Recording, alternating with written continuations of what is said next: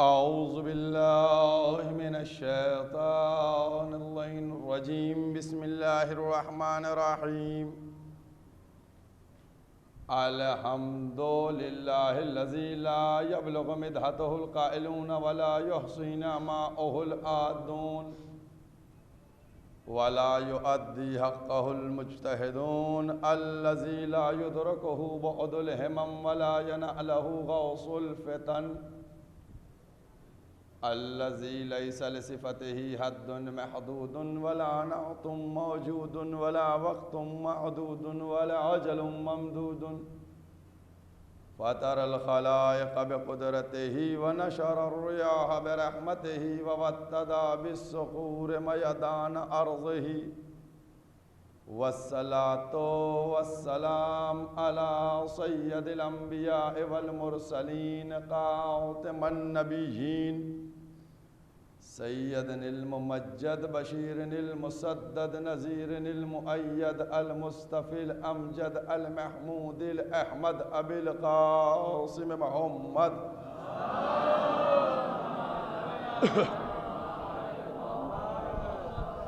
व अहले बैतिही तय्यबीन ताहिरीन अल मासूमीन अल मज़लूमीन अम्मा बाद फ़क़द क़ाल अल्लाह सुब्हानहु तबारक व तआला फ़ी किताबिल मुहकम व ख़िताबिहिल मुदक़न व क़ौलुहुल अहसन बिस्मिल्लाहिर रहमानिर रहीम वक़िफ़ूहुम इन्नहुम मसऊलून। सलावत पढ़ दे मोहम्मद।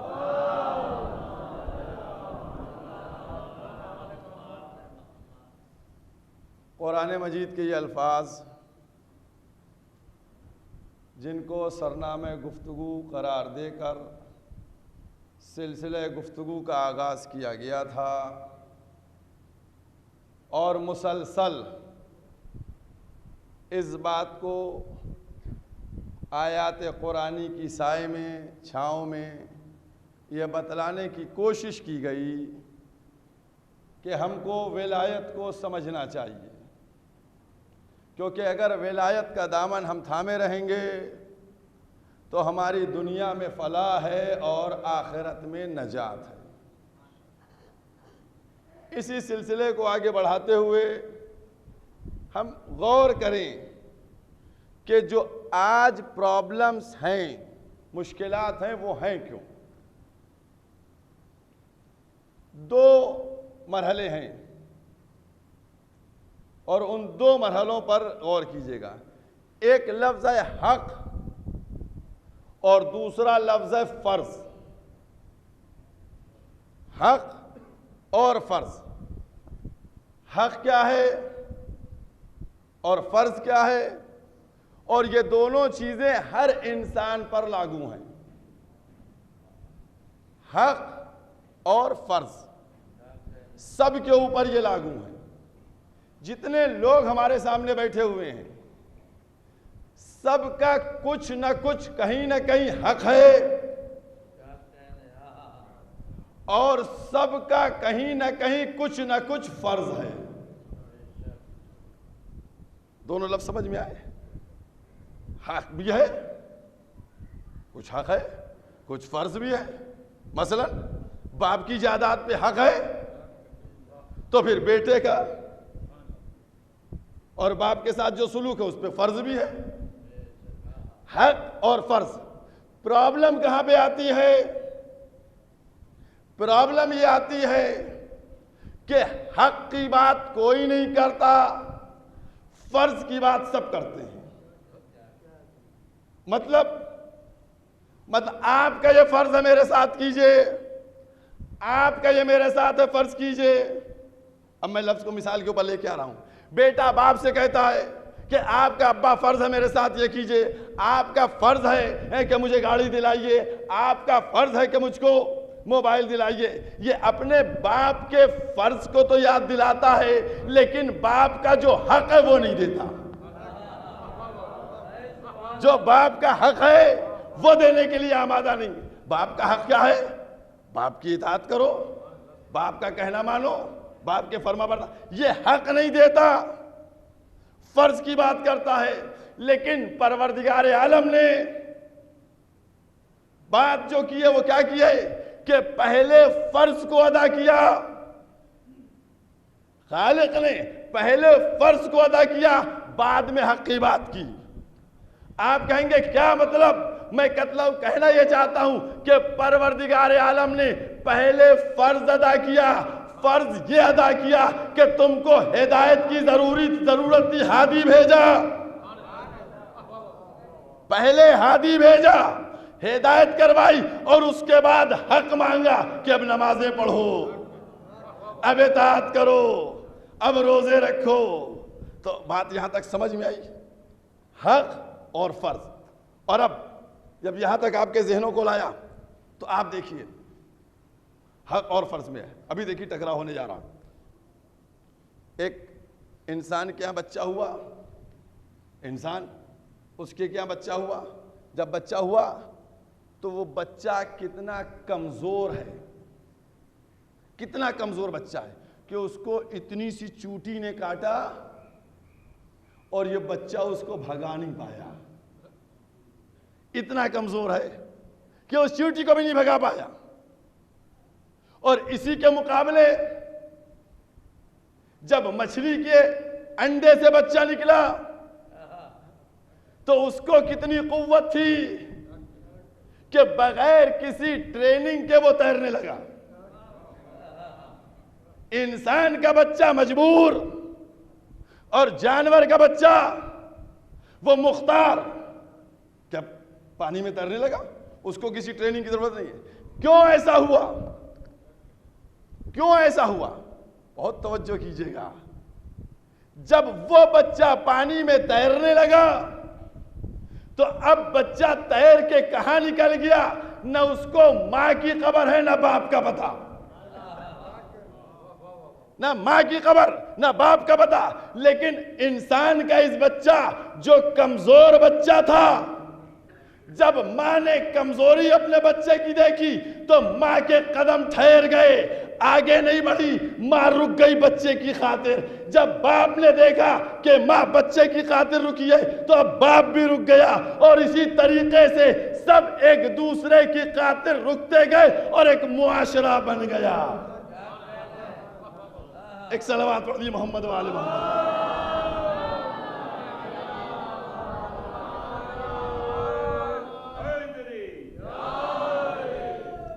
एक और सलावत पढ़िए मोहम्मद वाले मोहम्मद।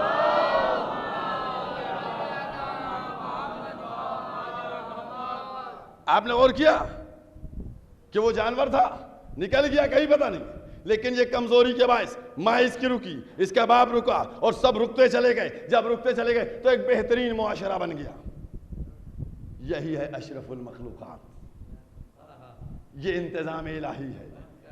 खालिक चाहता ये है कि तुम फर्ज को भी अदा करो, हक को भी अदा करो और उसके बाद एक बेहतरीन मुआशरा बन जाए। आज जो मुआशरे की बात की जा रही है और हम मुआशरे की बात करें तो हमको इस बात को गौर करना चाहिए कि हर एक ये तो कहता है कि साहब इनका ये फर्ज है, इनका ये फर्ज है, इनका ये फर्ज है। तो जब उनका सबका फर्ज है तो तुम्हारा भी तो कुछ हक बनता है। या सब कुछ मौलवियों ही पे फर्ज हो गया है? सब कुछ मौलवियों पे फर्ज, अवाम पे कुछ नहीं हो सकता है। अगर तुम अपनी मंजिल को समझते, तुम अपने फर्ज को समझते, तो फिर मौलवी खुद अपने हक को समझता कि उसको क्या कहना है। मसला सिर्फ यह हुआ कि जब वो फर्ज नहीं समझे तो ये हक भूल गए। तो अब किसी एक को कसूरवार कहना यह बात बिल्कुल गलत है। इसलिए अगर मुआशरे की बेहतरी चाही जाए और चाहा जाए कि मुआशरा एक बेहतर मुआशरा बन के आए, तो फिर लाजिम यह होगा कि हर एक अपने हक को भी अदा करे और फर्ज को भी अदा करे। जब सब भाई एक सलवात पढ़िए मोहम्मद वाले।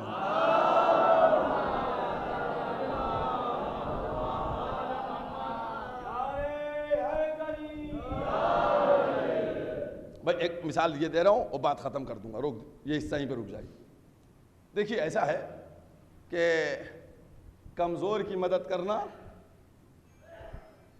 कमजोर की मदद करना सवाब है, फर्ज है कि कोई कमजोर है उसकी मदद की जाए।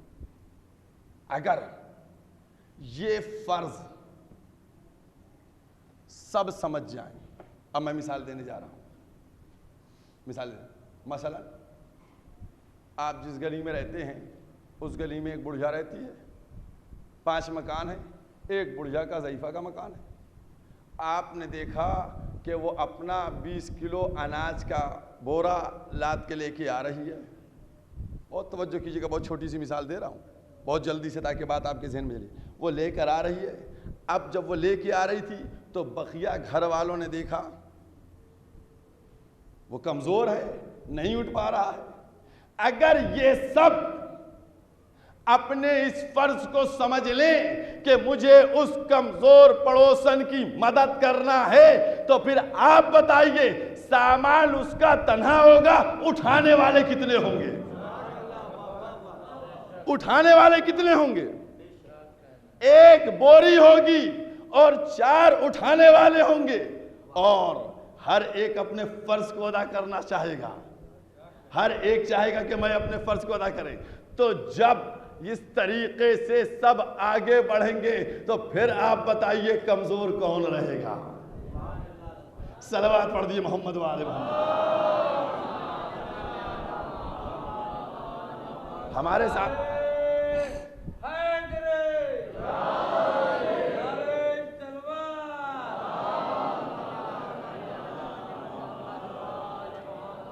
हमारे सामने जो आ रहे मामले उनको देखने की जरूरत है, क्योंकि हमारे पास तो 2 चीजें हैं, किताब और अहले बैत। पैगंबर इस्लाम वो वाकया आप देखिए किस तरीके से, बस आ गया एक वाकया भी मेरे जहन में, तो आपको सुनाता चलूं। एक सलवात और पढ़ दी मोहम्मद वाले मोहम्मद।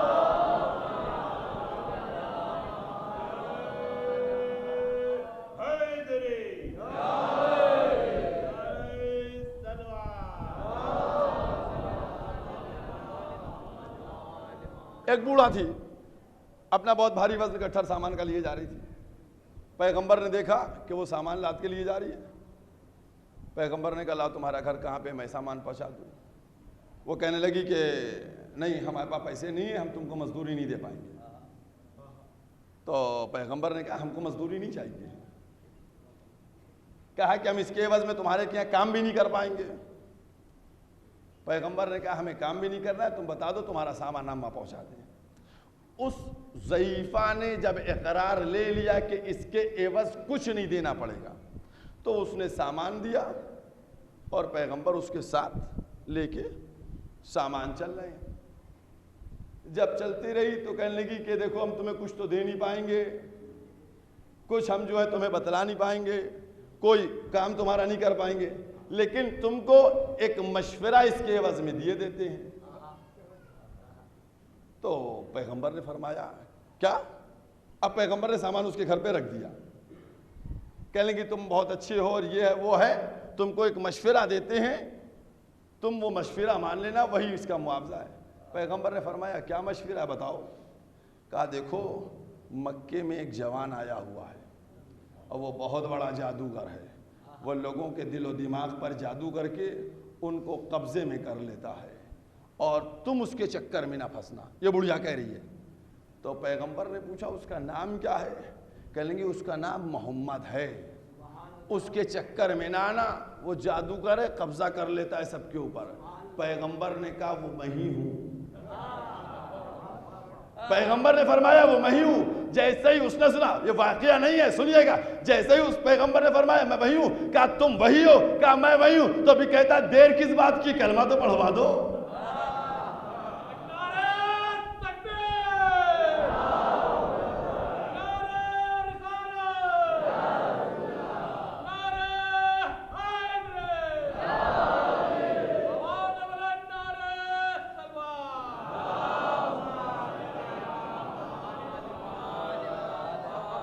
आपने देखा क्या किया पैगंबर ने? जादू किया। किस अंदाज से पैगंबर इस्लाम ने। इसलिए अगर अहले बैत का किरदार हमारे लिए नमूना ना होता, आज दुनिया अगरचे कह रही है कि किताब खुदा काफी है, किताब काफी है, किताब काफी है, परवरदिगार आलम ने किताब में इसीलिए सब कुछ नहीं रखा। अगर परवरदिगार सब कुछ किताब में रख देता तो तहरीफ करने वाले, रद्दो बदल करने वाले दीन इस्लाम को उलट पुलट देते, तहरीफ हो जाती। लिहाजा कुदरत ने इंतजाम किया कि कुरान को और दीन को फकत सतूर तक महफूज न किया जाए, बल्कि किरदार में ढाल के रखा जाए कि अगर उधर कोई तहरीफ भी कर दे तो किरदार में ऐन दीन इस्लाम नजर आ जाए, ऐन इस्लाम नजर आ जाए। इसलिए किरदार, वरना आप देखिए अगर सिर्फ तहरीर होती तो आज जो दुश्मन का दावा है कि साहब इस्लाम जो है तलवार के जोर के ऊपर फैला और तलवार के जरिए इस्लाम फैला, तो आप क्या सबूत देते? ये वाकया सबूत है कि तलवार के जरिए नहीं इस्लाम, बल्कि किरदार मोहम्मद के जरिए इस्लाम फैला है। सलवात पढ़ दे मोहम्मद व आले मोहम्मद।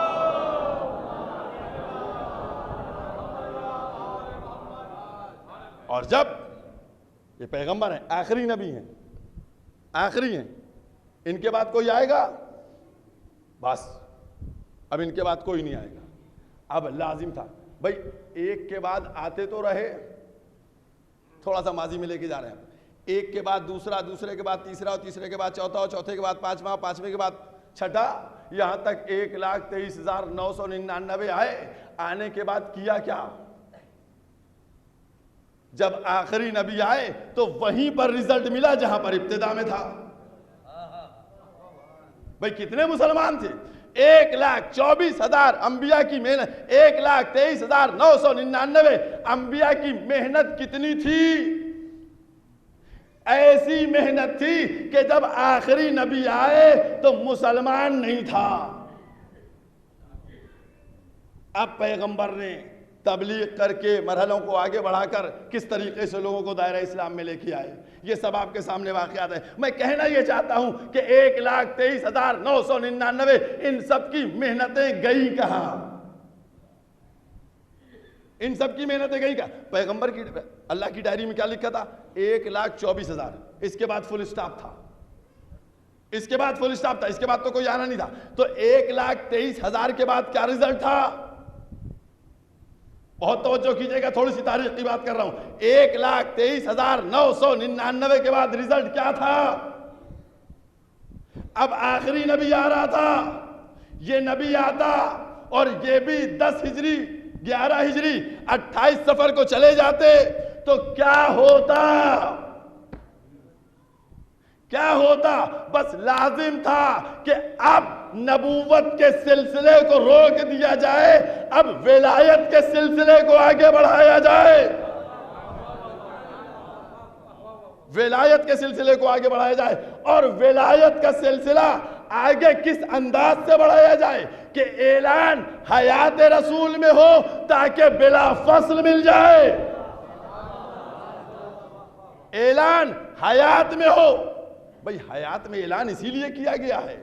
भाई अगर शहादत पैगंबर के बाद 1 मिनट भी ऐलान में लगता, 1 मिनट भी लगता, तो 1 मिनट के लिए ये कौम जो थी ये बगैर किसी खलीफा के और किसी वली के होती। लिहाजा अल्लाह ने कहा नहीं, अपनी हयात में ऐलान कर दो ताकि जैसे ही तुम्हारी आंख बंद हो वैसे ही आ जाए और बिला फसल आए। अब लाजिम था। अब बहुत तवज्जो कीजिएगा, देखिए अब मैं कुरान की तरफ चल रहा हूं।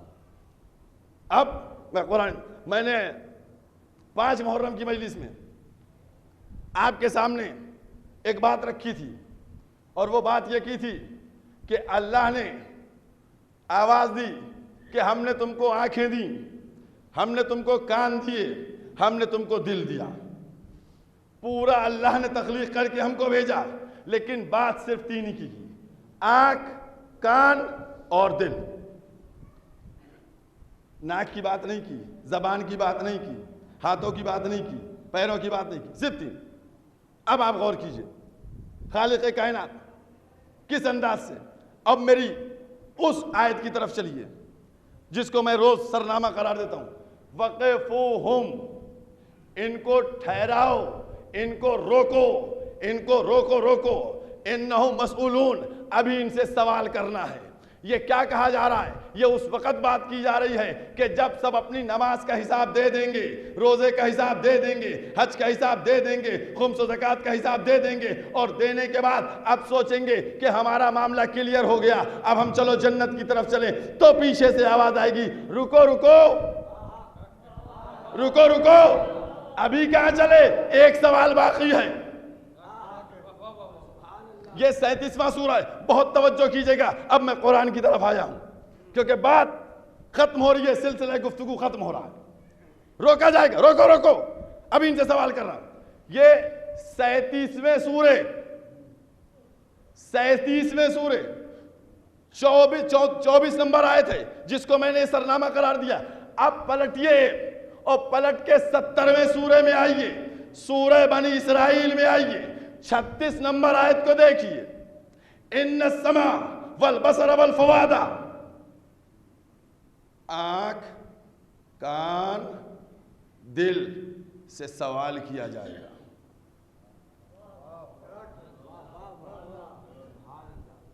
जाकर देखिएगा, हवाला किया है 17 नंबर 17 सूरह बनी इसराइल, आयत का निशान 36, बहुत इत्मीनान से जाकर देखिएगा।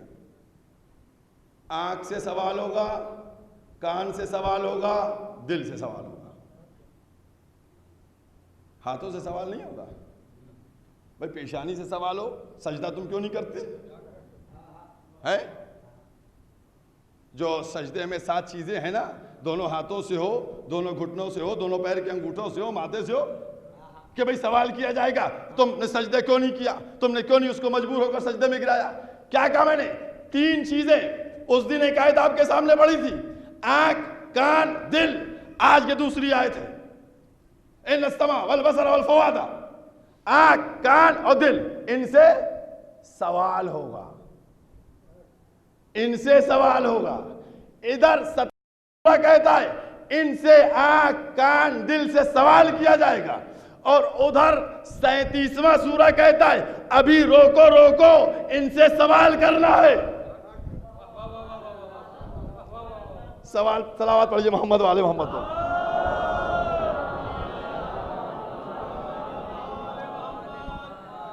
कुरान को समझने वालों, कुरान को पढ़ने वालों, आओ, आने के बाद बैठकर जवाब हमको दो। 70वें सूरे ने आवाज दी, 36 नंबर आयत ने, कि आंख से कान से दिल से सवाल किया जाएगा। 37 नंबर सूरे की 24 नंबर आयत ने आवाज दी, रोको रोको, इनसे अभी सवाल करना है। अब बताओ कहां ढूंढा जाए ये सवाल? ये सवाल ढूंढा कहां जाए? ये सवाल पूछा किससे जाए? ये कौन सा सवाल होगा? तो और किसी के पास नहीं चलते हैं, मोहम्मद साले कशफी तिरमिजी के पास चलते। उन्होंने लिखा कि जब पैगंबर से पूछा गया, ए पैगंबर ये कौन सा सवाल होगा, तो पैगंबर ने जवाब दिया कि सवाल होगा अन विलायत अली इब्न अबी तालिब।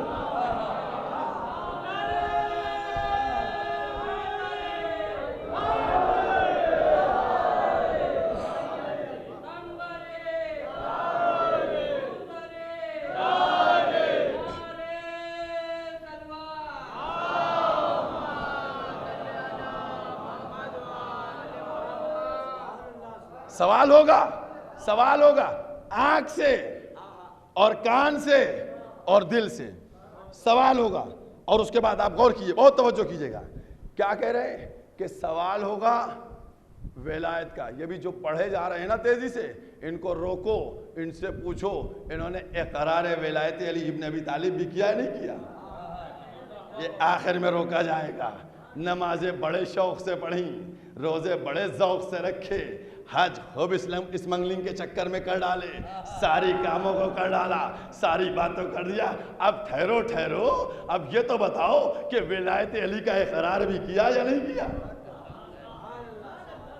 अब आंख से, कान से और दिल से ये बताइए कि पैगंबर इस्लाम ने गदीर में मौला को उठाकर, बहुत निजाम के तहत है, क्या कहा था? हाजा, हाजा इशारा है, ये मन कुन तो मौला, ये क्या है? हाजा इशारा, इशारा करा, ये दिखाया, ये फिर उसके बाद जबान से क्या कहा? मन कुन तो मौला, जिसका मैं मौला, ये जबान से कहा। बहुत तवज्जो कीजिएगा, बहुत तवज्जो कीजिएगा। मैं बार बार आपसे कहता आ रहा हूं, मैं खाली वक्त को जाया नहीं कर रहा हूं कि आंख कान और दिल की बात क्यों की गई। अरे बहुत से आज़ो हैं, किसी और की भी बात करता। अरे इन तीनों आज़ो की क्यों बात की गई? ये सिर्फ इसलिए बात की गई क्योंकि अली की विलायत इसी से रिलेटेड है। भाई आप बताइए,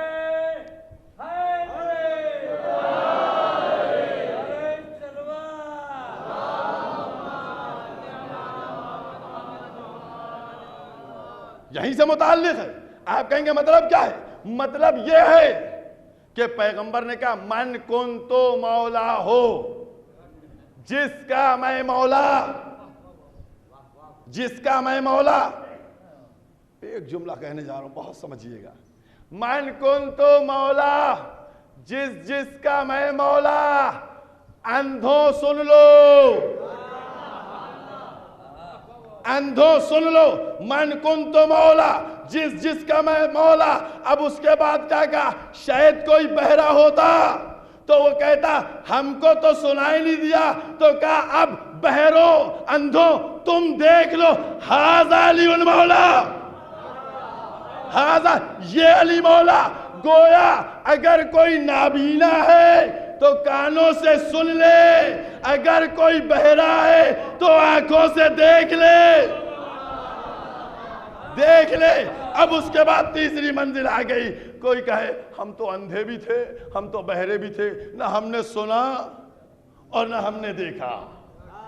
भाई कोई कह सकता है ना कि क्या बताऊं, मैं अंधा भी था और मैं बहरा भी था, ना मैंने सुना ना मैंने देखा। तो परवरदिगार ने कहा मोहम्मद एक जुमला ऐसा कर दो कि अभी वो जिंदा भाग ना सके। कहा कि अब अंधे सुन लो, बहरो देख लो, और अगर तुम जिंदा हो तो फिर दिल तो हरकत कर रहा होगा, अपने दिल में मवद्दत अली ले आओ। अब कोई कैसे कहे कि क्या बताऊं, अंधा भी था मैं, बहरा भी था मैं, और मेरे दिल में हरकत भी नहीं थी। तो जब हरकत ही नहीं थी तो तुम कहां थे? सलवात पढ़ दे मोहम्मद वाले।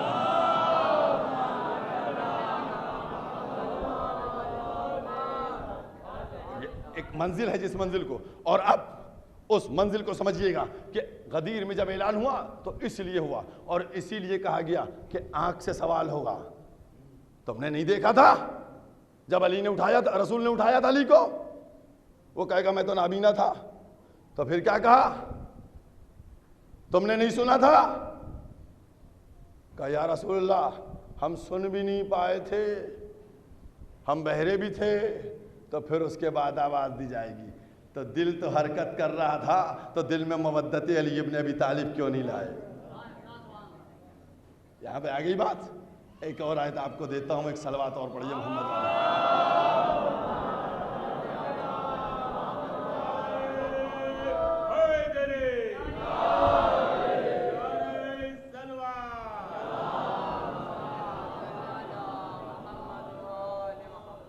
अब देखिए एक मरहला, और वो मरहला क्या है?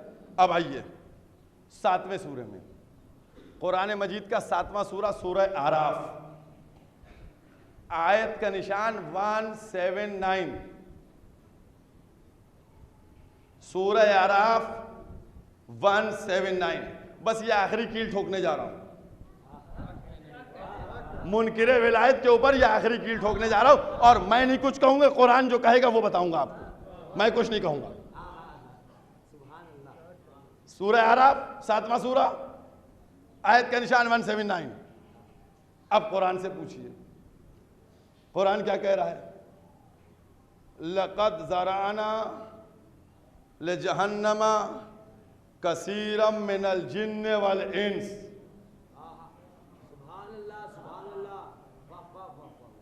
अक्सरियत जिन्नातों की और इंसानों की जहन्नम में जाएगी। लक़द ज़रअना जहन्नम कसीरम मिनल जिन्न वल इंस, अक्सरियत जिन्नातों की और इंसानों की कहाँ जाएगी? जहन्नम में जाएगी। परवरदिगार क्यों जाएगी जहन्नम में? परवरदिगार क्यों जाएगी जहन्नम में? लहुम आयुनुन, इनकी आंखें हैं, ला यब्सरूना बिहा, ये देखते नहीं हैं। लहुम अज़ानुन, इनके कान हैं, ला यस्मऊना बिहा, सुनते नहीं हैं। लहुम कुलूबुन, इनके दिल हैं, ला यफ़क़हूना बिहा, ये फिक्र नहीं करते। भाई मैंने क्या कहा? मैंने आपके सामने आयतें पेश की हैं जिसमें कान, आंख और दिल की बात की गई है। लाओ कोई आयत और ऐसी। आंख से सवाल होगा। आंख क्यों? ये जहन्नम में जाएंगे। ये जहन्नम में इसलिए जाएंगे, आंख है देखते नहीं, कान है सुनते नहीं, दिल है गौर व फिक्र नहीं करते। ओलाएका, बस मैंने कहा देखिए ऐसा आदमी जो है, जो इस कंडीशन में आदमी है कि आंखों से देखता नहीं है। अच्छा ये है का मतलब देख लीजिए, ये किसकी बात हो रही है? एक सलवात और पढ़ दी मोहम्मद वाले हूं।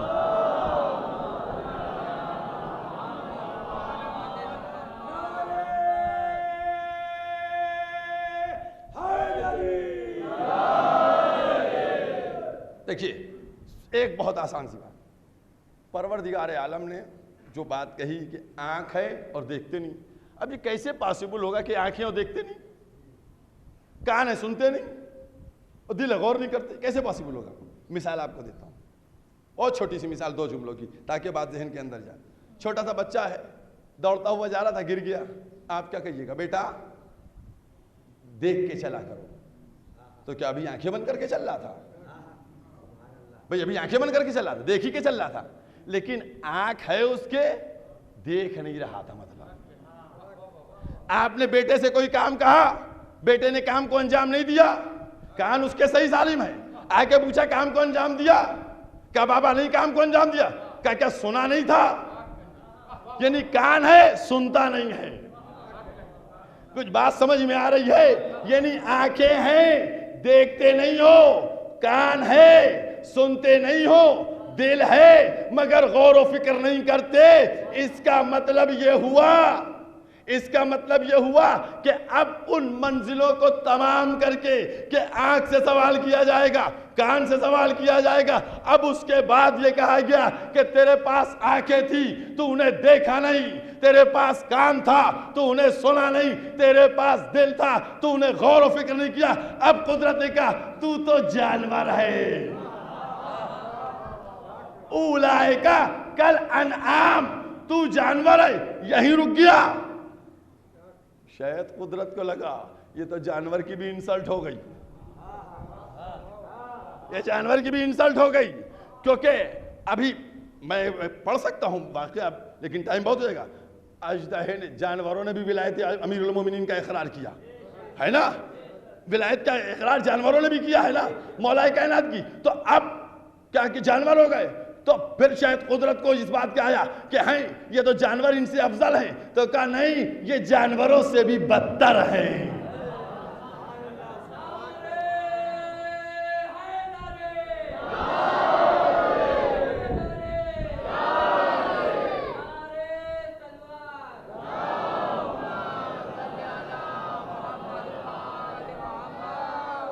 बस इतना समझ लीजिए। मैंने क्या कहा? मैंने पूरी बात कुरान करीम से की है, क्योंकि आज की तकरीर के बाद कल बहुत कम वक्त मिलेगा, क्योंकि मैं कोशिश करता हूं कि कल मसाइब ज्यादा पढ़े जाएं, कल मसाइब ज्यादा बयान किए जाएं। इसलिए मैं चाहता हूं कि आज कुछ दकीके आपके लिए जाएं। क्यों? इसलिए ताकि इस बात को तो पहुंचा दिया जाए, आपके पास एक मटीरियल फराहम करा दिया जाए। अब कोई अगर विलायत का इकरार न करे तो कोई बात नहीं है, वो जानवर भी नहीं है बल्कि जानवर से बदतर है। इस मंजिल को समझिएगा। ये कुरान कह रहा है, मैंने अपनी किताब से नहीं कहा। ये आयत मेरे घर के कुरान में सिर्फ नहीं आई है, ये अजमत अहले बैत है। इस विलायत को समझिएगा। और विलायत को कौन, जानवर भी समझते थे, जमादात भी समझते हैं। आप कहेंगे क्या मतलब? मौलाए कायनात घर में दाखिल हुए, सलवात पढ़ दी मोहम्मद वाले में।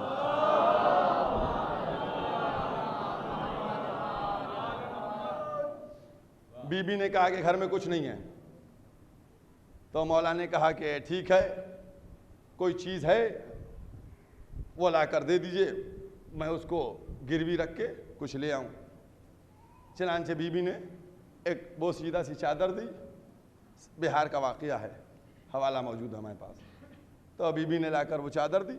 मौलाए कायनात उस चादर को लेकर बाहर गए। एक यहूदी की दुकान थी, उससे कहा कि भाई ये चादर रख लो और इसके एवज़ में गिरवी रख लो और कुछ हमको दे दो।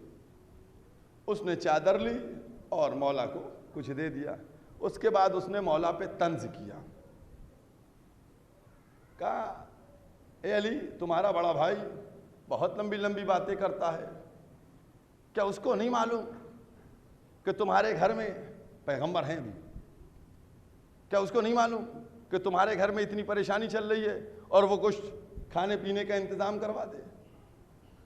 मौलाए कायनात ने उसकी बात को सुना और सुनने के बाद एक जुमला कहा, तुम क्या समझते हो, हमें दौलत की चाहत है? और ये जुमला कहते और की जगह इसे वाक़या नहीं सुना रहे हैं। दीवार की तरफ देखा, कि अगर मैं चाह लूं और हुक्म दे दूं कि ये दीवार सोने की हो जाए तो सोने की हो जाएगी। अब जो यहूदी ने देखा, जुमला सुनिए, यहूदी ने देखा तो वो दीवार सोने की हो गई थी। मौला का जुमला क्या था? मौला का जुमला यह था कि अगर मैं चाहूं और हुक्म दे दूं तो ये दीवार सोने की हो जाएगी। यहूदी ने जो देखा वो दीवार सोने की हो गई थी। मौला ने जब सोने की दीवार को देखा तो एक दफा जबान हिलाई, लबों को जुम्बिश दी, कहा मैंने तुमको हुक्म तो दिया नहीं था, मैंने तुमको हुक्म तो दिया नहीं था, ये सोने की कैसी हो गई? कहा आप साहिबे अम्र हैं और साहिबे अम्र जो चाह लेता है वो हो जाता है।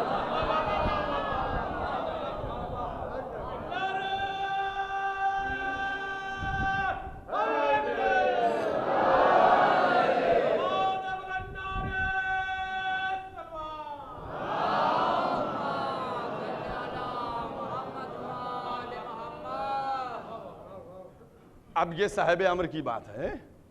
साहिबे अम्र समझ में आ गया आपको? कौन? फयकून, जो वो चाहता है वो हो जाता है, जो वली चाहता है वो हो जाता है ना?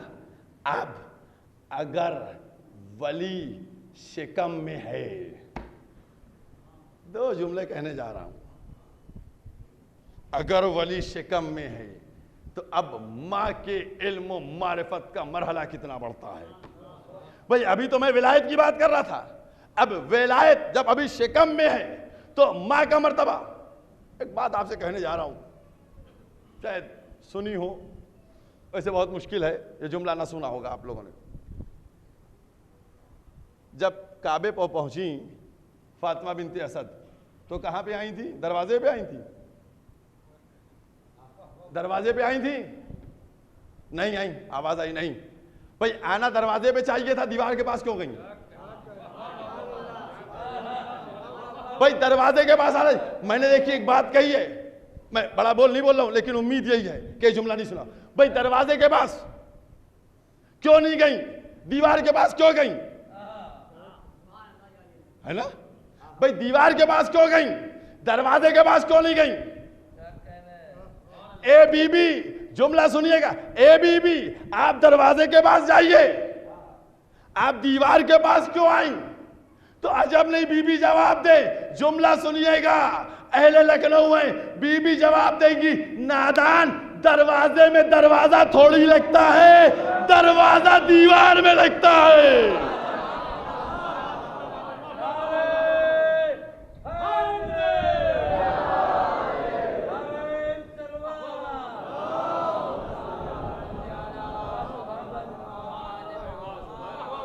कहा दर आ रहा है, ये दर आ रहा है, तो दर दर में थोड़ी लगेगा, दर दीवार में लगता है। लिहाजा मैं दीवार के पास गई ताकि दर बने। अब जब दर बन गया तो बड़ी कोशिश हुई, बस एक जुमला और बचा है, बड़ी कोशिश हुई उसको छुपाया जाए, निशान को, ये लकीर छुप जाए, ये लकीर छुप जाए, ये लकीर छुप जाए, लेकिन अब तक नहीं छुप पाई, ये लकीर अब तक नहीं छुप पाई। अच्छा, एक जुमला कह दे रहे हैं कि वो उस लकीर को छुपाने पे तुले हैं और हम उस लकीर को दिखाने पे आमादा है। बहुत तवज्जो कीजिए, एक जुमला छोटा सा कहना, भाई वो छुपाने पे तुले हैं कि ये लकीर छुपा दो, हम इस बात पे आमादा है कि नहीं इस लकीर को दिखा दो। वह कहते हैं कि तुम क्यों इतना परेशान हो, और जब भी आए तो अली की बात की, मैंने कहा मेरी मुसीबत और परेशानी और खुशकिस्मती यही है कि हम इसी लकीर के तो फकीर हैं।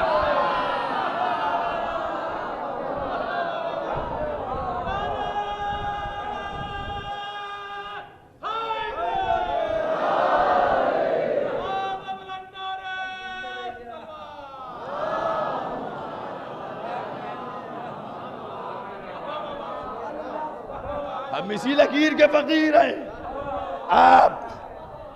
आप तो बन गया ना। एक जुमला और कह दूं, आप कहेंगे मौलवी को देखो जुमले पे जुमले बताए चला जा रहा है, टाइम निकलता चला जा रहा है, घड़ी पे मेरी भी निकाह है, लेकिन फजाइल अली की बात है, विलायत का मरहला है, छोड़ूंगा कुछ नहीं, मैं छोड़ूंगा कुछ नहीं। अब विलायत की बात है तो कहता चलूं, और वो जुमले आपको मुझसे सुन चुके होंगे, लेकिन मैं कहना चाहता हूं ना कि दो जुमले तो इतना हक बनता है कि कह दूं। अजीजों, खैबर के मैदान में सब गए, सब गए, सब लौट आए, बाहिफाजत गए, बखैर आए, है ना। तो अब पैगंबर को कहना पड़ा, है ना, पैगंबर को डायल करना पड़ा हाई कमान का नंबर, और 40वें दिन की सुबह नमाज के बाद डायल हुआ नंबर। परवरदिगारा कौन बोल रहा है? मैं मैदान खैबर से मोहम्मद बोल रहा हूँ। का क्या बात हो गई? कहा हमने 40 दिन का अल्टीमेटम दिया था, 40 दिन की सुबह हो गई, अब 40वां होने वाला है, अब 40वां होने वाला है। पैगंबर आवाज देते हैं, ए अल्लाह मेरी मदद कर दे। का क्या बात है? कहा मैंने जिसको भेजा खैबर का दर उखाड़े, वो दर उखाड़ ना पाया, भाग के चला आया, बस सलामत आ गया, सलामती के साथ वापस आ गया। तो तुमने किसको किसको भेजा? आवाज आई, किसको किसको भेजा? इधर से जवाब गया, हमने किसी को नहीं भेजा, हमने किसी को नहीं भेजा, ये सब खुद से गए। अब आप परेशान हुए ना कि क्या पैगंबर नहीं भेज रहे थे? नहीं, पैगंबर ने नहीं भेजा। मैं तारीख खमीस का हवाला दे सकता हूं, पैगंबर भी बीमार थे। और फिर पैगंबर का वो जुमला देखिएगा, उर्दू में आपसे कहने जा रहा हूं, कल मैं उसको अलम दूंगा, कल मैं उसको अलम दूंगा। ये नहीं अभी तक मैंने तो अलम दिया ही नहीं है, कल मैं उसको दूंगा। तो बहरहाल, तो अब जो मैंने उस जुमले के लिए कि परवरदिगारा मैंने तो अभी अलम दिया ही नहीं, वो तो खुद जाते थे ज़ौक़ शौक़ में और चले आते थे। तो कहा फिर का खैबर का दर उखाड़ना है। कहा अच्छा तुमको दर उखाड़ना है खैबर का? कहाँ परवरदिगारा? एक छोटा सा जुमला, बहुत छोटा सा जुमला। आवाज आई कि ठीक है, अगर तुमको दर उखाड़ना है तो भी जो दर बदर है उनको क्यों भेज रहा है? आवाज आई उधर से, ए मोहम्मद जब तुमको दर, बस बात खत्म हो रही है, तुमको दर उखाड़ना है तो तू क्यों ऐसे को भेज रहा है जो खुद दर बदर है? अरे क्यों नहीं उसको भेजता जो तो शहर इल्म का दर है, जो तेरे शहर इल्म का दर है। अब दर के मुकाबले में दर आया उर्दू है, उर्दू है। अब जो दर के मुकाबले में दर आया तो भी दर उंगलियों में दर आया।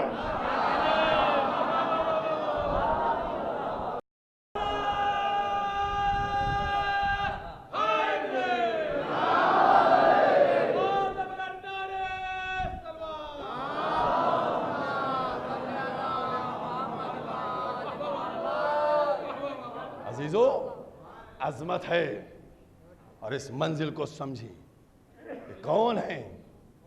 ये अली ये मुर्तजा हैं। शुजाअत का आलम क्या है? सब ने देखा कितने आदमियों को वो दर, कितने आदमी मिलके उस दर को खोलते थे। और फिर मौला कायनात ने इंतजाम किया कि अगर रसूल के साथ हम हैं तो फिर मेरे लाल हुसैन के साथ कौन है? लिहाजा अब इंतजाम होना चाहिए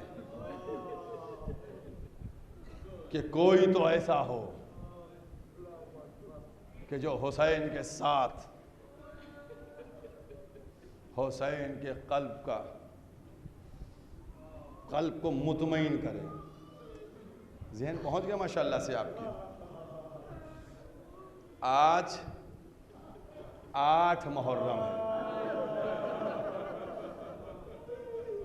आज हर जगह आका अबुल फजल अब्बास के मसाजिद। कौन अब्बास? अज़ादारों, बहुत एहतियात के साथ आज मैं दावा कर सकता हूं, दावा कर सकता हूं जो रवायात हैं उनके साथ कि आज की हर मजलिस में जहां आका अबुल फजल अब्बास की मुसीबत होगी वहां इमाम ज़माना आएंगे। क्योंकि रवायत से यह बात साबित है कि जब मौला से पूछा गया इमाम ज़माना से, क्या मुझको अब्बास का तज़किरा बहुत पसंद है। जहां अब्बास का तज़किरा होता है, अपने जद आका का, अज़ादारों, आका अबुल फजल अब्बास की अजमत को मैं क्या बयान करूं। अरे एक तरफ तो फर्श अज़ा पे अज़ा खाने में अलम की तरफ इमाम ज़माना होंगे और दूसरी तरफ रसूल की बेटी, हाय मेरा अब्बास।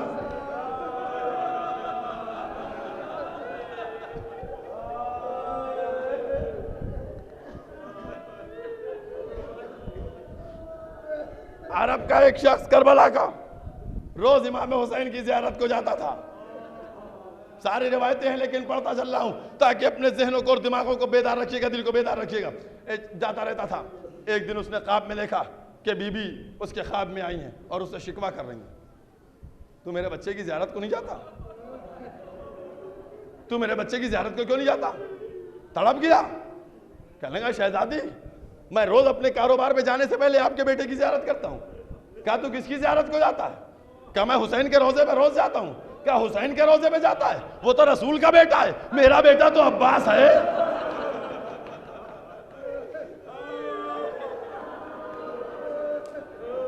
मेरा बेटा अब्बास है, तुम अब्बास की ज़ियारत को नहीं जाते। अज़ादारों, मौला अब्बास की अजमत को मैं क्या बताऊं। अरे हर मासूम ने कसीदा पढ़ा।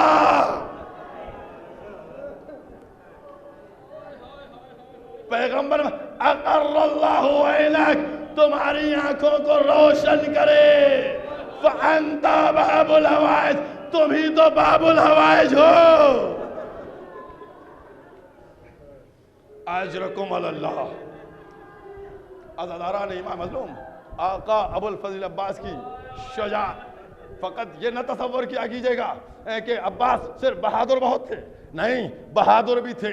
इल्म, ज़ुहद, तक़वा, सारी मंजिलों में नुक्ते कमाल पे थे। खुद हमारे चौथे इमाम ने फरमाया, काना अम्मुल अब्बास नाफिजुल बसीरा। हर इमाम ने कसीदा पढ़ा, बस मुख्तसर में बता रहा हूँ। हर एक ने, मासूम ने कसीदा पढ़ाया आका अबुल फजल अब्बास का। यह है अजमत। अज़ादारों, सबको मालूम है, मैं वो जुमला नहीं कहूँगा। जब आका अबुल फजल अब्बास इस दुनिया में आ गए और आने के बाद मौलाए कायनात ने अपने बेटे को आमादा कर लिया, तो अब मौला ने चाहा कि ज़रा सा अपने बेटे को जिम्मेदारी देकर भी देखा जाए। एक वाक़या आपके सामने बयान कर रहा हूँ। एक शख्स यहूदी था, उसके बाग में मौला रात में निगरानी किया करते थे। उसके यहाँ मरहला ये था कि कोई उसके बाग में दाखिल ना हो, ये मरहला था। चनांचे जब कोई दाखिल ना हो, एक दिन आका अबुल फजल अब्बास से कहा कि बेटा अब्बास, ऐसा है कि आज तुम जाओ और उसके बाग की निगरानी करो, लेकिन शर्त यह है कि कोई बाग में दाखिल ना हो, किसी को दाखिल होने ना देना। मौला अब्बास गए, बाग की निगरानी कर रहे थे। इतने में देखा एक सवार चला आ रहा है, बहुत तेज़ी से आया, बाग में दाखिल होना चाहता है। आका अबुल फजल अब्बास ने ललकारा, रोकने की कोशिश की, वो नहीं मानता है, वो नहीं सुनता है, बढ़ता चला जा रहा है। आखिर में अब्बास ने तलवार को न्याम से निकाला और उसके बाद हमला कर दिया। खूब जंग हुई दोनों में, तलवार वारों की रद्द बदल हुई। आखिर में वो पलट गया सवार। अब्बास आए, आने के बाद सर को झुकाए बैठे हुए थे। मौलाए कायनात तशरीफ लाए, कहा बेटा क्या हुआ, बेटा क्या हुआ? कहा बाबा एक बात आपसे कहना चाह रहा हूं। कहा बोलो बेटा क्या हुआ? कहा बाबा आपने कहा था कि किसी को बाग में दाखिल न होने देना, मैंने किसी को दाखिल होने नहीं दिया, लेकिन रात में एक सवार आया था, बाग में दाखिल होना चाह रहा था, मैंने उसको रोका, ललकारा। बाबा जितने आपने वार के तरीके बताए थे वो सारे वार के तरीके मैंने उस पर अपनाए, लेकिन हर एक वार की वो काट रखता था। मेरी समझ में नहीं आया कि वो कैसे मेरे वार से बच गया। मौलाए कायनात ने बढ़कर अपने लाल की पेशानी को चूमा, कहा अब्बास वो कोई और नहीं था, तुम्हारा बाबा अली मुर्तजा था।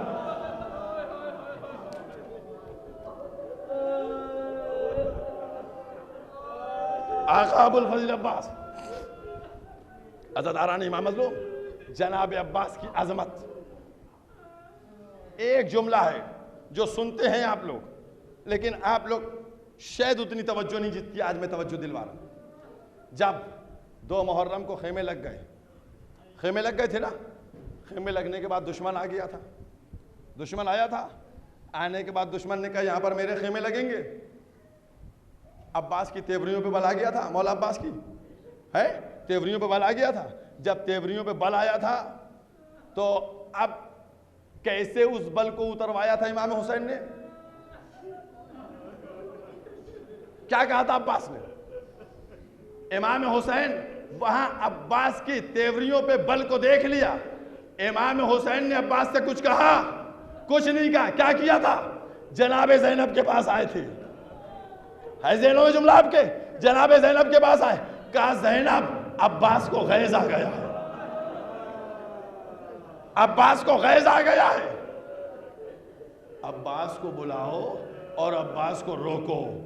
जुमला है जेल में। आज़ादारों, अब मैं कहना ये चाहता हूं कि मजलूम करबला ने ऐसे कौन से आसार देखे थे कि खुद अब्बास को नहीं रोका, ज़ैनब से कहा तुम बुलाओ। आज़ादारों, किसी गयूर के लिए ये कैसे मुमकिन था कि जिन हाथों से खेमे लगाए उन हाथों से खेमे उगाड़े।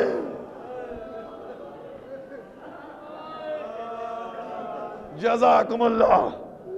बस आज़ादारों, अब्बास जब शहजादी ज़ैनब ने रोका, खेमे हट गए। अब उसके बाद एक एक मंजिल को बयान करूंगा। ज़दारानी मैं मजलूम, आका अबुल फजल अब्बास की मुसीबत है। बुज़दिल के लिए मैदान में जाना मुसीबत है, बुज़दिल के लिए मैदान में जाना मुसीबत है, और बहादुर के लिए मैदान में ना जाना मुसीबत है। मैदान में ना जाना मुसीबत है। अज़दारानी मैं मजलूम, मैं जुमले कहूंगा भी आकमल, सच बताइएगा। बहुत मर्दों की गैरत होती है, कोई इनके बच्चे से कुछ बोल के देख ले, आस्तीनें पलट जाती हैं। अगर घर में अज़ादारा नहीं मैं मजलूम, मैं जुमला सिर्फ इसलिए कह रहा हूं ताकि एहसास हो मेरे मौला की मजलूमियत का। घर में अगर भाई का बच्चा और भाई के बच्चे से कुछ थोड़ा सा टकराव हो जाता है तो भाई आपस में आस्तीनें पलट लेते हैं, मेरा बच्चा सब करने लगते हैं। ये नहीं, बच्चों का मरहला इतना नाजुक होता है तो हर एक अपने बच्चे को अजीज रखता है। बहुत आसानी से जुमला सुन लिया। अब तुम बताओ कि 7 मुहर्रम से बच्चों ने कहना शुरू किया था अल-अताश अल-अताश।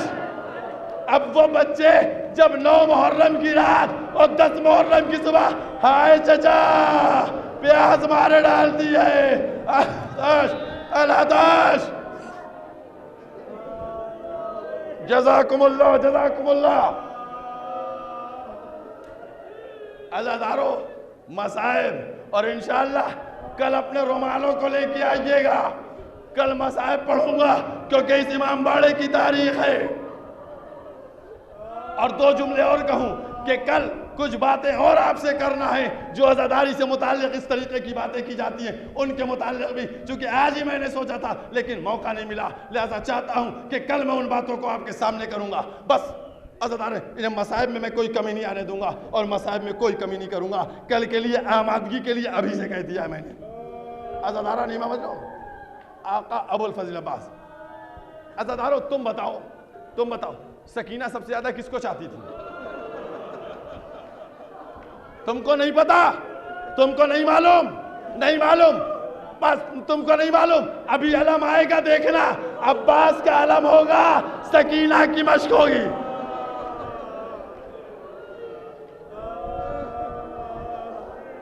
पुरसा सकीना की मश्क होगी। अज़ादारो तुम तसव्वुर करो और सीने पे हाथ रखो और फैसला करके बताओ कि जब सकीना दामन पकड़ती हो, चचा प्यास मारे डाल दी है, ए चचा पानी ला दीजिए, क्या मुसीबत का आलम रहता होगा। जज़ाकुमुल्लाह। मैं नहीं बयान कर सकता, मेरे पास अल्फाज नहीं है। अज़ादारो मैंने किसी किताब में नहीं पढ़ा लेकिन इतना तो मैं कह सकता हूं ना कि सारे बच्चे शहजादी सकीना के पास आए होंगे। बीबी भाई सबने लिखा कि जब तक अब्बास मौजूद थे ना, दुश्मन जाग रहा था, दोस्त सो रहे थे आराम से। अब्बास है अभी। किसकी मजाल जो देखे हुसैन की तरफ, किसकी मजाल जो क़याम हुसैनी की तरफ देखे। सब मुतमईन थे, सबको मालूम था शुजाअत आका अबुल फजल अब्बास, सब मरहलों को जानते थे। मेरा दिल कहता है कि सारे बच्चे खेमों के इकट्ठा हुए होंगे और शहजादी सकीना के पास आए होंगे और शहजादी सकीना से कहा होगा, बीबी आपके चचा आपको बहुत चाहते हैं। ए बीबी आपके चचा बहुत चाहते हैं। ए बीबी हम सबको अपने चचा के पास ले चलिए। ए बीबी आपका चचा जो वादा करेगा उसको वफा करेगा। ए बीबी अपने चचा से कहिए पानी ला दे, प्यास मारे डालती है।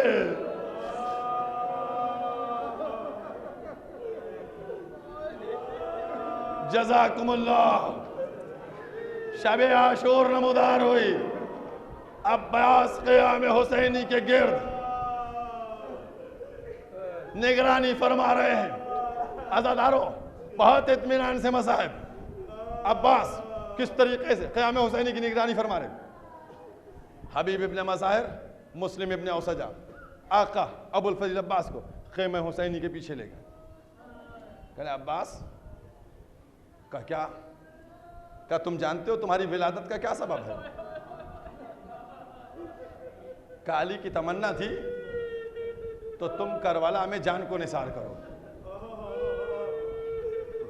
गयूर बेटा अली का एक दफा अंगड़ाई ली, रकाबे टूटी, कहे मुस्लिम ए हबीब हमारी गैरत को ललकार रहे हो, आका से इजाजत दिलवा दो, सुबह नहीं होगी दारुल अमारा पे हुसैनी परचम लहरा दूंगा। मेरे मौला से मुझको इजाजत दिलवा दो। जज़ाकुमुल्लाह। सबे आशूर नमूदार हुई। अब्बास जनाब मुस्लिम के यतीम बच्चों के लाशें आए। अब्बास के दिल पे क्या गुजरी होगी। जनाब ज़ैनब के बच्चों के लाशें आए। अब्बास के दिल पे क्या गुजरी होगी। इमाम हसन के बच्चों के लाशें आए। अब्बास के दिल पर क्या गुजरी होगी। मैं नहीं बयान कर सकता, मैं नहीं बयान कर सकता क्या गुजरी होगी। बस एहसास कर सकता हूं, क्योंकि किसी किताब ने तो लिखा नहीं। एहसास करता हूँ अब्बास पुश्ते खेमा जाते होंगे, रोते होंगे, परवरदिगार मुझे इजाजत दिलवा दे आका से, मैं बच्चों की लाशें उठा रहा हूं। बस अज़ादारा ने मालूम आका अबुल फजील अब्बास एक दफा सर को झुकाए हुए इमाम हुसैन के पास पहुंचे। आका मुझको मरने की इजाजत दे दीजिए, आका मुझको मरने की इजाजत दे दीजिए। जैसे ये जुमला सुना, हुसैन ने भाई को देखा, भैया तुम तो मेरे लश्कर के अलमदार हो। अज़ादारो इन अल्फाज पे आपने गौर नहीं किया। भैया तुम मेरे लश्कर के अलमदार हो। अज़ादारो इमाम हुसैन रोक तो सकते नहीं थे, कैसे रोके। तो यही कहा तुम मेरे लश्कर के अलमदार हो, भाई भाई को कैसे रुखसत करे। आका अबुल फजील अब्बास ने कहा आका अब सीने में दम घुट रहा है। इसी असना एक दफा आवाज आई, अल अतश अल अतश। कहा अब्बास तुमने किसी आवाज को सुना।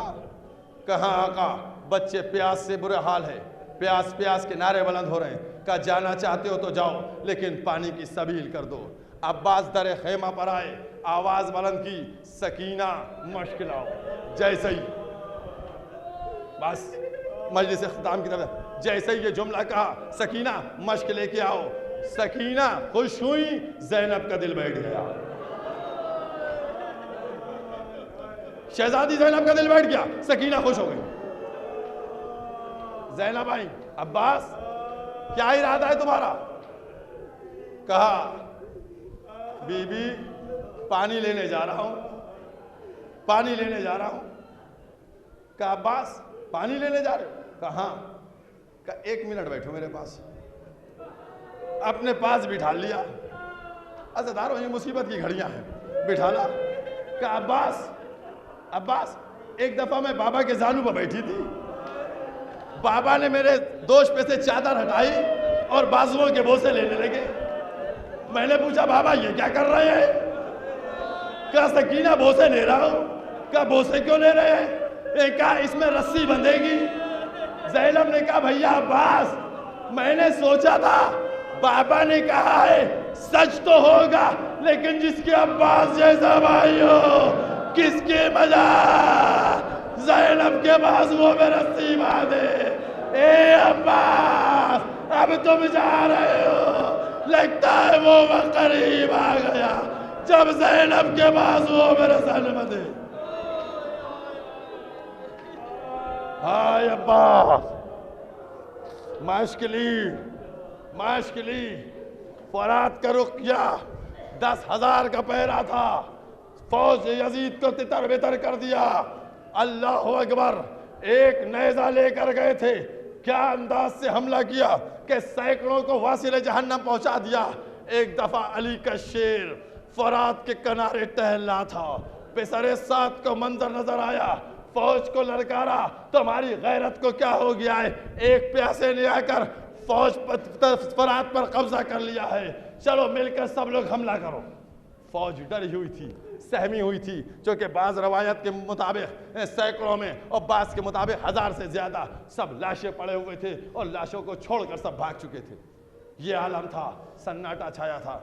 अब्बास ने एक दफा पानी को लिया और पानी को लेने के बाद देखा, देखने के बाद कहा ये वो पानी है जिसके लिए हुसैन के बच्चे तड़प रहे हैं। अज़ादारों वफादार है ना अब्बास, अब्बास से बावफा, अभी उस वफादारी पे ये पानी और इस पानी के लिए हुसैन के बच्चे तड़प रहे हैं। एक दफा पानी को लिया और पानी को पानी पे मारा, अज़ादारान इमाम मज़लूम, बस मजलिस में मुकम्मल कर रहा हूँ। पानी हाथ में लग गया था ना, हाथ में पानी लग गया था, तरी आ गई थी। तो अब वफादारी का सबूत यह था कि अगर हुसैन के बच्चों की ज़बानें सूखी हैं तो अब्बास का हाथ भी ना गीला हो। बस मश्क सकीना को भरा। फराज से अली का शेर किस तरीके से निकले, अल्लाह अकबर। चाहते हैं क़याम हुसैनी तक पानी पहुंच जाए, दुश्मन चाहता है कि पानी ना, बस एक शकी ने छुप कर अब्बास के बाजू पर वार किया। अब्बास का बाया बाजू कटा, अब्बास ने दाहिने हाथ से मश्क को संभाला, अलम को संभाला। बस अज़ादारों, मैंने सारी मंजिलों को छोड़ दिया,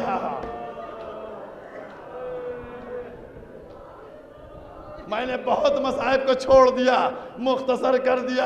आका अब्बास की कुछ मसाइब पढ़ना थे, कुछ मसाइबों को छोड़ा। अब्बास मैदान में है, जंग चल रही है, बच्चे अलम को देख रहे हैं, अब्बास का अलम आ रहा है। सकीना बच्चों के लिए मेरे चचा पानी लेकर आ रहे हैं, मेरे चचा पानी लेकर आ रहे हैं, मेरे चचा पानी लेकर आ रहे हैं। हुसैन भी अलम को देख रहे हैं, हुसैन भी अलम को देख रहे हैं। एक शकी ने छुप कर हमला किया, दूसरा बाजू भी कलम हुआ, अलम गिरा। अब्बास ने मश्क दीजे को दांतों में दबाया, चाहते थे कि एक तीर पड़ा, मश्क छिदी, पानी बहा, एक गुर्जे आनी पड़ा। अब जो गुर्जे आनी पड़ा, अज़ादारों, अब्बास दीन पे न संभले, जमीन की तरफ चले, आवाज बुलंद की, आका सलाम आखिर कबूल हो। अब्बास का भाई, हुसैन का भाई जमीन की तरफ आया। बस अज़ादारों, अब्बास गिरे, हुसैन की कमर टूटी। अजरकुमुल्लाह। अज़ादारान इमाम मज़लूम, मैं चंद जुमले अभी बाकी है, बहुत मसाइब को छोड़ दिया, लेकिन चंद जुमले मुझे पढ़ने दीजिएगा। अज़ादारान इमाम मज़लूम, इधर इधर आका अबुल फज़ल अब्बास जीन से ज़मीन की तरफ आ गए, उधर इमाम हुसैन सरहाने आ गए, इमाम हुसैन सरहाने आ गए। जब इमाम हुसैन सरहाने आए, अब्बास के सर को जानों पे रखा, अब्बास ने सर को हटाया, फिर जानों पे रखा, फिर हटाया। अज़ादारान इमाम मज़लूम, जीन से जमीन पर अब्बास आ गए। अज़ादारों, एक मुसीबत को तुमने सुना, लेकिन उसको छोड़ दिया। लेकिन मेरे मौला ने मुझसे कहा है, मेरे मौला ने कहा है, ए जाकिर, जब भी मेरा जिक्र करना, मेरी मुसीबत बयान कर देना। ए मौला, क्या मुसीबत आपकी है? क्या इतना बता देना कि जब भी कोई घोड़े से गिरा, उसने हाथों का लिया, जब मैं जीन से चला, हाथ मेरे कट चुके, मैं कैसे जमीन पर आया, मुझ पर क्या मुसीबत। जज़ाकुमुल्लाह। बस अज़ादारों, अज़ादारों, अब्बास के का आका आका आका का भैया अब्बास का है, का एक तमन्ना मेरी है। का क्या तमन्ना अब्बास तुम्हारी? का आका, जब मैं पैदा हुआ था उस वक़्त तक अपनी आंखों को नहीं खोला जब तक आपका चेहरा मुबारक सामने नहीं आया। आका, मैं दुनिया से जा रहा हूँ, मैं चाहता ये हूँ कि आपका दीदार करता हुआ जाऊँ। मैं चाहत की बात कर रहा हूँ, वसीयत की बात अभी नहीं कर रहा। वसीयतें सब आपको मालूम है। हुसैन ने कहा, भैया अब्बास, तो फिर दीदार में क्या चीज़ माने हैं? कहा, आका तीर लगा था, तीर निकाल दिया है, आंख में खून जमा है। अज़ादारों, मुसीबत को तो तसव्वुर करा करो ना। अज़ादारों, अगर तुम्हारे आंख में एक रेजा चला जाए, रेजा चला जाए, सारे काम छोड़ दोगे, हाथ से जल्दी मलने लगोगे। अब बताओ मेरे मौला, खून जमा हुआ, हाथ दोनों कट चुके, मेरा मौला तड़प गया।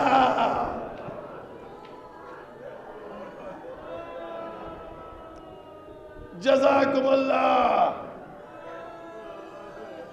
बस 1 दकीका बचा है मसाइब में, 1 दकीका, 1 मिनट मसाइब और पढ़ूंगा, उसके बाद मजलिस मुकम्मल। हुसैन ने आंख को साफ किया, आंख साफ हुई, अब्बास ने भाई का चेहरा देखा, आका का चेहरा देखा। बस जैसे ही ज़ियारत हो गई अब्बास को, अब इमाम हुसैन ने कहा, ए भैया एक मेरी ख्वाहिश पूरी कर दो। मजलिस मुकम्मल हो रही है, बस मजलिस मुकम्मल हो रही। मैंने कहा 1 दकीके से भी कम बचा। अब्बास एक मेरी तमन्ना पूरी कर दो। अब्बास ने कहा मौला जल्दी से बताइए, ऐसा ना हो मेरी रूह निकल जाए। कि अब्बास पूरी जिंदगी तुमने मुझको आका कहा, एक दफा भैया कह के पुकारो, अज़ादारो। अब्बास ने मदीने का रुख किया। ए अम्मा, मैंने भैया नहीं कहा, हुक्म इमाम मिला। अब्बास ने भैया कहा, ज़बान से भैया निकला, रूह निकली। हुसैन ने कमर को पकड़ा, आलम को लिया, खेमे के तरफ चले। अब जो खेमे में देखा अब्बास आ रहे हैं, लेकिन अज़ादारो अब जो देखा आलम आ गया, अब्बास लाए। वाह या सकीना या अब्बास मातम।